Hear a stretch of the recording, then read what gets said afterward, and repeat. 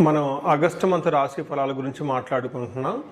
ఇందులో ఒక్కొక్క రాశి కంటే 12 రాశుల వారికి ఈ ఆగస్టు మంత్లో ఎలా ఉంది ఏంటి అని తెలుసుకోబోయే ముందుగా ఈ ఆగస్టు మంత్ యొక్క విశిష్టత, అందులో ఉన్న పండగలు, పర్వదినాలు, విశేషాలు ఏంటో తెలుసుకున్నాము.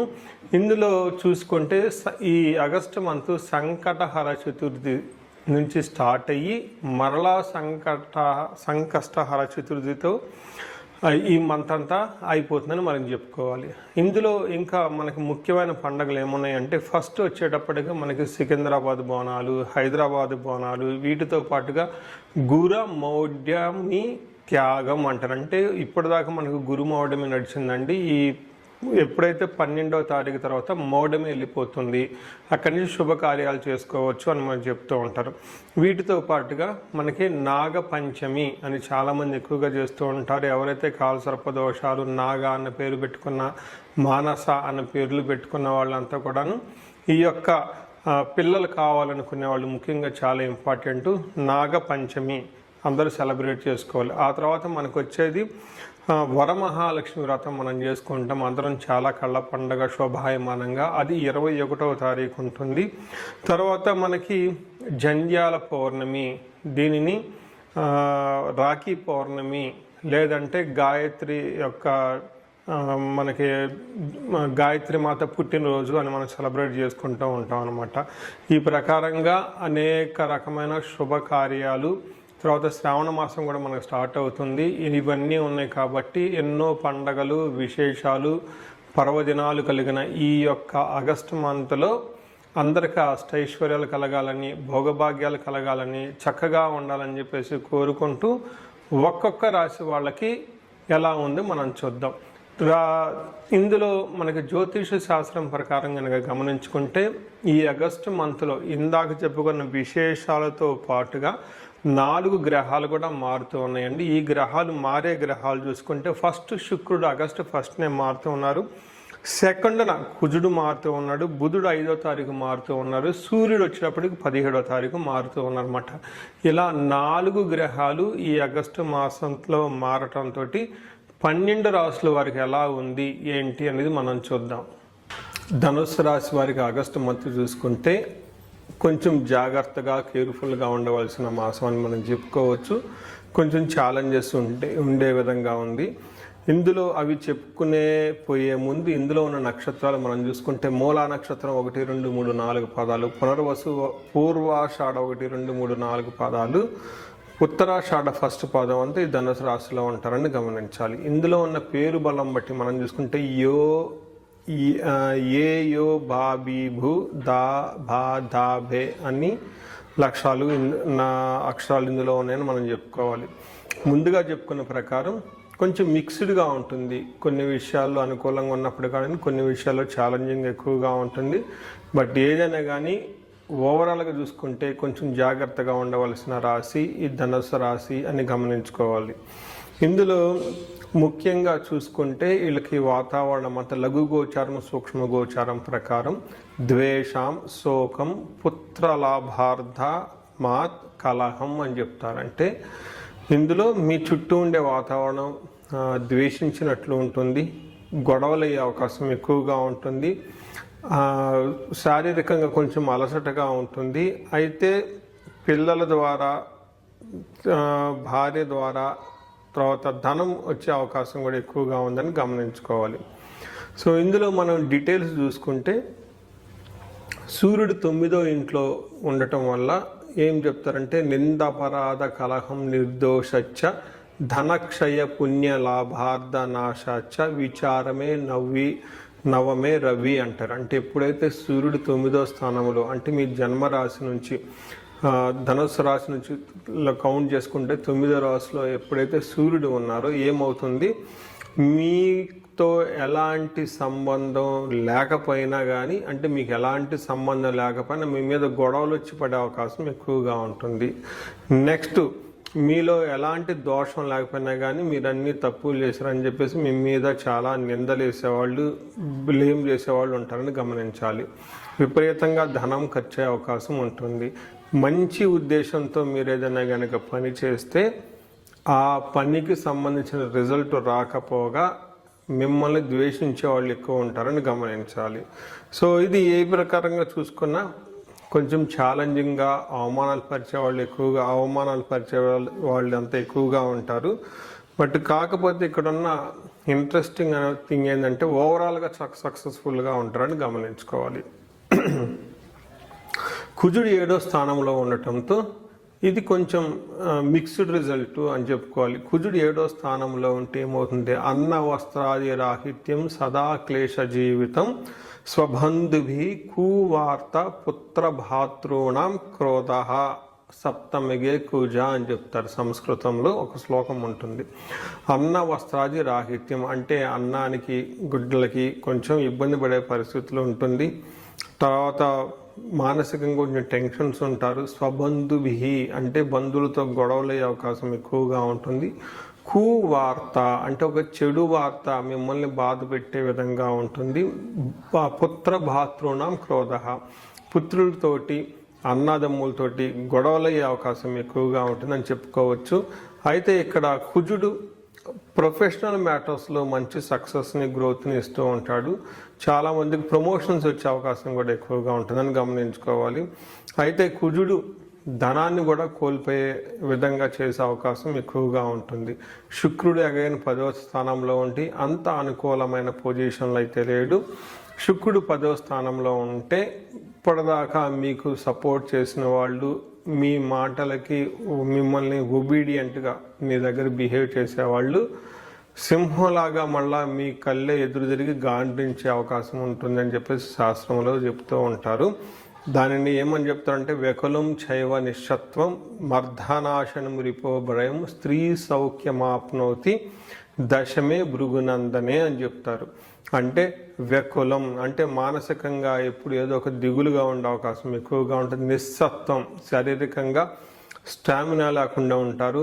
అర్ధనాశనం ధనం కోల్పోతూ ఉంటారు. రిపో భయం శత్రు భయం విపరీతంగా ఉంటుంది. వీటితో పాటు స్త్రీ సౌఖ్య హాని అంటే స్త్రీల ద్వారా కంఫర్టబుల్గా సపోర్ట్ చక్కగా ఉన్నవాళ్ళు మీకు వాళ్ళ ద్వారా ఇబ్బంది పెట్టకుండా ఆటంకాలు కలిగిస్తూ ఉంటారు. ఇన్ కేస్ లేడీస్ అయితే ఇప్పటిదాకా మీకు సపోర్టివ్గా ఉన్న జెంట్స్ ఎవరైనా ఉంటే వాళ్ళ నుంచి మీకు ప్రాబ్లమ్స్ వచ్చే అవకాశం ఎక్కువగా ఉంటుంది అని మీరు చెప్తూ ఉంటారు.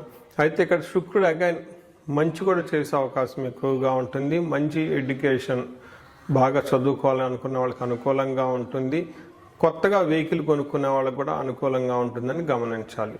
అయితే ఇందులో పాటు మనం చూసుకుంటే బుధుడు వీరికి 8th హౌస్లో ఉండటంతో అగైన్ మనకి పిల్లల ద్వారా నెక్స్ట్ భార్య భర్తల లేకుంటే వీళ్ళ ద్వారా అన్యోన్యత కానివ్వండి ధన సంపాదన వచ్చే అవకాశం ఎక్కువగా ఉంటుందని గమనించాలి. ఇప్పటిదాకా మనం 4 గ్రహాలు ఏ విధంగా రిజల్ట్ ఉన్నాయో మనం చూసుకున్నాం. ఇప్పుడు నక్షత్రం ప్రకారం చూసుకుంటే మూల పూర్వాషాఢ ఉత్తరాషాఢ నక్షత్రాలు ఉంటుంది. ఇందులో మూల నక్షత్రం ప్రకారం చూసుకుంటే వీరికి రాజ్య లాభము ప్రమోషన్స్ వచ్చే అవకాశం ఎక్కువగా ఉంటుంది. కొంతమంది లాంగ్ ట్రావెల్ చేయాలి, ఫారిన్లో ఉండాలి, వెకేషన్ వెళ్ళాలి అనుకున్న వాళ్ళకి బాగుంటుంది. షాపింగ్స్ కూడా ఎక్కువగా చేసే అవకాశం ఎక్కువగా కనిపిస్తుంది. ఇందులో క్షేమంగా ఉంటారు. అయితే 2 విషయాలు జాగ్రత్తగా ఉండాలి. ఒకటి ధనహీనత దరిద్రము 2 చూపిస్తుంటుంది. అంటే ఇక్కడ మీకు టయానికి సరిపడినంత ధనం ఉండదు. రెండోది ధనం లేకుండా ఇబ్బందులు కూడా పడే అవకాశం ఎక్కువగా ఉంటుంది. తర్వాత పూర్వాషాఢ నక్షత్రం చూస్తే వీరికి రాజ్యలాభం ఉంటుంది, వస్త్రలాభం షాపింగ్స్ అంటే ఉంటుంది. వీరికి కూడా హెల్త్ కాంప్లికేషన్స్ ఎక్కువగా ధనానికి సంబంధించిన ప్రాబ్లమ్స్ ఎక్కువగా ఉండే అవకాశం ఉంటుంది. ఉత్తరాషాఢ నక్షత్రం వారికి వీళ్ళకి రాజ్యలాభం చూపిస్తుంది, వస్త్రలాభం చూపిస్తుంటుంది. కానీ అదే టైంకి ధనం కూడా ఇబ్బంది పడే అవకాశం బాగా కనిపిస్తుంది ఈ రాశి వాళ్ళకి. పూర్వాషాఢ ఉత్తరాషాఢ నక్షత్రం వాళ్ళని గమనించుకుంటే ఇందులో పూర్వాషాఢ నక్షత్రం వాళ్ళకి చిన్న చిన్న గాయాలయ్యే అవకాశం ఎక్కువగా ఉంటుంది. ట్రావెల్ చేసేటప్పుడు కొంచెం జాగ్రత్తగా ట్రావెల్ చేసుకొని ఎక్కువగా స్ట్రైన్ అవ్వకుండా చాలా స్లోగా నిదానంగా ట్రావెల్ చేస్తే చాలా బాగుంటుంది. సో చూశారు కదండి, ఒక రకంగా ఈ రాశి వారికి శని అంత అనుకూలంగా లేరు, దీంతో పాటు గురువు అనుకూలంగా లేరు. ఇప్పుడు మారుతున్న 4 గ్రహాల్లో 3 గ్రహాలు అనుకూలంగా లేవు. కొంచెం అన్నీ ఇబ్బంది పడే విధంగా ఉన్నాయి. అయితే ప్రతిదానికి భయపడని అవసరం లేదు. నాకు రీసెంట్గా ఈ రాశి వారి నుంచి ఎక్కువగా కాల్స్ కూడా రావటం స్టార్ట్ అవుతూ ఉన్నాయి. లాస్ట్ కపుల్ ఆఫ్ మంత్స్ వరకు అయితే కాల్స్ ఎక్కువగా వచ్చాయి, కానీ ఇప్పుడు ఈ లాస్ట్ మంత్ ఈ మంత్ కొంచెం కాల్స్ ఎక్కువగా ఈ రాశి వాళ్ళు ఫోన్ చేస్తూ ఉన్నారు. ట్రబుల్స్ కొంచెం ఎక్కువగా ఉన్నాయి. కొంచెం ఎక్కువగా పరిహారాలు చేసుకొని ఆధ్యాత్మికంగా ఉంటే చక్కగా ఈ రాశి వాళ్ళు ముందుకెళ్ళే అవకాశం ఎంతైనా ఉంటుంది. ఈ రాశి వారికి అష్టైశ్వర్యాలు కలగాలని, భోగభాగ్యాలు కలగాలని చెప్పేసి నేను కోరుకుంటున్నాను. నమస్తే. సో చూశారు కదండి, ఈ రాశి వాళ్ళు ఇప్పటివరకు ఎలా ఉందో గమనించారు. అయితే ఇప్పటిదాకా నేను చెప్పుకున్న దాన్ని గోచార ఫలితాలు అంటారు. ఇది మీకు ఒక 30 to 35, 40% మాత్రమే అప్లై అవుతుంది. ఇండివిజువల్గా మీ యొక్క జాతకాన్ని చూపించుకుంటే దాంట్లో మిగతా 50-60% మనకి ఎలా ఉంటుందో తెలుస్తుంది. టోటల్గా మీ యొక్క ఇండివిజువల్ జాతకాన్ని చూడటం ప్లస్ ఇది 2 కలుపుకుంటే కరెక్ట్గా యాక్యురేట్గా ప్రిడిక్షన్ వస్తుంది. సో ఎవరికైనా గనక మీకు ఏదైనా గనక ఇప్పటిదాకా చెప్పుకున్న దానికి మనకి డిఫరెంట్గా ఉంది, ప్రాబ్లంగా ఉంది, ఇబ్బందులు పడుతున్నామని అనుకుంటే ఒక్కసారి ఇండివిజువల్గా జాతకం చూపించుకోండి. ఈ జనరల్గా నేను ఒక రీసెర్చ్ చేస్తున్నాను. 40 years ±5 అంటే ఎవరికైనా 35 to 45 ఈ ఏజ్ బ్రాకెట్లో ఉండి మీకు సక్సెస్ఫుల్గా ట్రాక్ రికార్డు ఉంది లైఫ్లో, అంటే బాగా చక్కగా చదువుకున్నారు, చక్కగా మేనేజర్ లెవెల్ ఒక పొజిషన్లో ఉన్నారు, ఈ వయసులో అగైన్ అరౌండ్ 40, 45, 50 ఇలా ఈ ఏజ్లో కనుక ఉండి మీకు సడన్గా లైఫ్లో గ్యాప్ వచ్చిందంటే, అంటే ఒకవేళ జాబు పైన అన్ఎక్స్పెక్టెడ్గా, లేదంటే బిజినెస్లో విపరీతమైన లాసులు వచ్చినా, లేదంటే వేరే కారణాల వల్ల లైఫ్లో మీరు ఆగిపోయినట్లు కనుక ఫీలింగ్ వస్తే ఇండివిజువల్గా మీ జాతకం చూపించుకోవడం చాలా ఇంపార్టెంట్. ఈ వయసులో జనరల్గా శాపాలు అని ఉంటాయి. మాతృశాపం, పితృశాపం, గురుశాపం, సర్పశాపం, ఇలా ఏమైనా శాపాలు యాక్టివేట్ అయి ఉన్నాయా అవేంటో తెలుసుకొని వాటికి సంబంధించిన పరిహారాలు చేసుకోవాలి. అంతేకాకుండా మీకు ఇండివిజువల్గా నడుస్తున్న దశాభుక్తి అని ఉంటుంది. ఈ దశాభుక్తి యొక్క గ్రహాలు, అవి గ్రహ దోషాలు ఏమన్నా ఉన్నాయో తెలుసుకోవటం కూడా చాలా ఇంపార్టెంట్.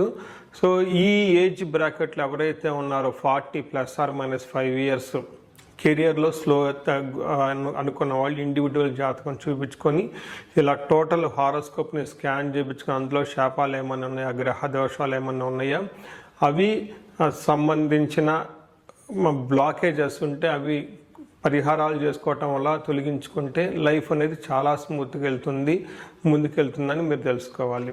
సో ఇంకా కొంతమందికి ఏమైనా కనుక సమస్యలు ఉంటే సమస్యకు సంబంధించి కూడా పరిష్కారాలు మనం చూసుకోవచ్చు.